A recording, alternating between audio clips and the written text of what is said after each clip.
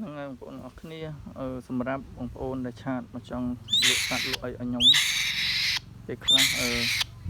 បងប្អូនអីលក់សัตว์ឲ្យខ្ញុំបាញ់លុយឲ្យមុនបងប្អូនថាខ្ញុំអត់ទុកចិត្តបងប្អូនមានបងប្អូនប្រុសម្នាក់ធ្លាប់គាត់ឆាតមកគាត់ចង់លក់អកពោះឲ្យខ្ញុំមួយ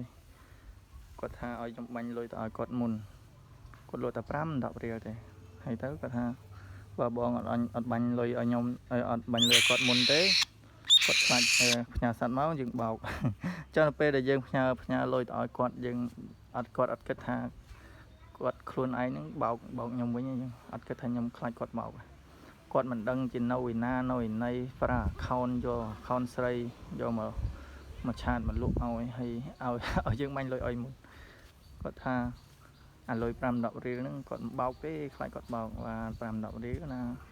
មិនខ្លាចបោកចុះសัตว์គាត់5-10រៀលហ្នឹងមិនផ្ញើមកមុនមកភេកខ្ញុំប៉ុណ្ណាណីខ្ញុំទៅបោកអីអ្នកដែលគេទិញពីខ្ញុំទៅដូចខ្ញុំជួយរកសัตว์ឲ្យគេមកកណោខ្ញុំបោកផងមានអ្នកខ្លះគាត់អត់ទុកចិត្តអ្នកផ្សេងគាត់មានតាំងឲ្យខ្ញុំគាត់ថាគាត់មានគ្នា2នាក់ឧទាហរណ៍គាត់មានគ្នា2នាក់អញ្ចឹងគាត់ត្រូវតម្លៃគ្នាហើយដែលតម្លៃសัตว์ហ្នឹងវារៀងធូរថ្លៃសម្រាប់គាត់តាក់ទងមកខ្ញុំឲ្យខ្ញុំហ្នឹងធ្វើជាអ្នកកដាលដែលយកសัตว์ឲ្យគាត់ហើយសេវាដែលខ្ញុំយកពីហ្នឹងខ្ញុំយកតែថ្លៃសាំងម៉ូតូទេបើបងប្អូនណាដែលគាត់ចង់បានអាបែបហ្នឹងក៏ខ្ញុំអាចជួយសម្រួលឲ្យបានដែរទីហៅបងប្អូនតាក់ទងគ្នាតាមតុកឬក៏តាមអីតែបងប្អូនអត់ទុកចិត្តគ្នាប៉ុន្តែបងប្អូនទុកចិត្តខ្ញុំអញ្ចឹងបងប្អូនអាចតាក់ទងមកខ្ញុំដាក់សัตว์មកខ្ញុំដាក់លុយមកខ្ញុំសិន